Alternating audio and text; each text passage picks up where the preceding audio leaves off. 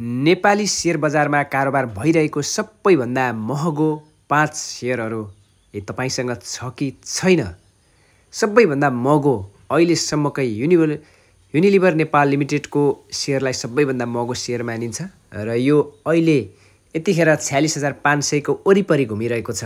कहिले योभन्दा माथि र केही तल त हुन्छ, तर पनि यतिखेर सबैभन्दा महँगो शेयर भनेको 1 नम्बरमा युनिलिभर नेपाल लिमिटेडको रहेको छ र यो शेयर तपाईसँग छ कि छैन?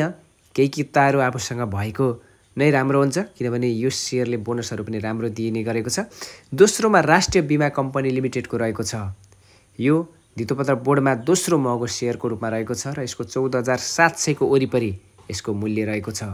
त्यसमा केही घटबड हुन्छ, तर पनि 14,700, 15,000, 14,000 को रेसियोमा यो शेयर रहेको छ। नेप्सेमा कारोबार भइरहेका महँगा 5 शेयरहरूमध्येको दोस्रो शेयरमा राष्ट्रिय बीमा कम्पनी नै रहेको छ। त्यसैगरी तेस्रोमा रहेको छ बोटलर्स नेपाल। यो 12,750 अर्थात् यसको केही तलमाथि हुन्छ र यो शेयर पनि नेपाल धितोपत्र बोर्डको नेप्सेमा तेस्रो महँगो शेयरको रूपमा रहेको छ। तेस्रो महँगो शेयर हो यो बोटलर्स नेपाल भन्ने शेयर र यो शेयर पनि तपाईसँग भएको नै राम्रो हुन्छ। 12,750 को वरिपरि यसको मूल्य रहेको छ। त्यसै गरेर अर्को शेयर रहेको छ विशाल बजार कम्पनी लिमिटेडको। यो यतिखेर चौथो महँगो शेयरमा परेको छ। यो 5,376 को वरिपरि रहेको छ र यो यतिखेरको चौथो महँगो भए पनि कोही बेला यो तल माथि जाने गरेको कम्पनी हो र विशाल बजार अहिले राम्रै भइरहेको कम्पनी हो। यो अहिले यतिखेर चौथो महँगो नेप्सेको शेयरको रूपमा रहेको छ।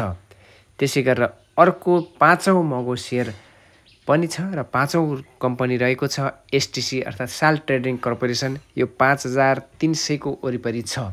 यो 5औं महँगो शेयर छ र यतिखेर 5औं छ र कोही बेला यो चौथो पनि हुने गर्दछ।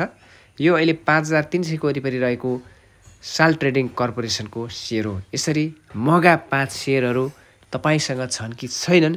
यी शेयरहरूले बोनस दिँदा पनि राम्रै दिने, बढ्दा पनि राम्रै बढ्ने र घट्दा पनि राम्रैसँग घट्ने गरेको इतिहास छ र यी शेयरहरू मध्ये केही शेयरहरू हामीसँग भयो भने राम्रो हुन्छ। हाम्रो पोर्टफोलियोमा सबै खाले शेयरहरू हामीले राख्नुपर्छ।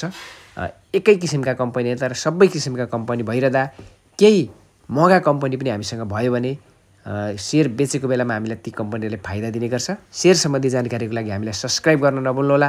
अन्य भिडियोहरू हामीलाई हेर्दै रहनुहोला।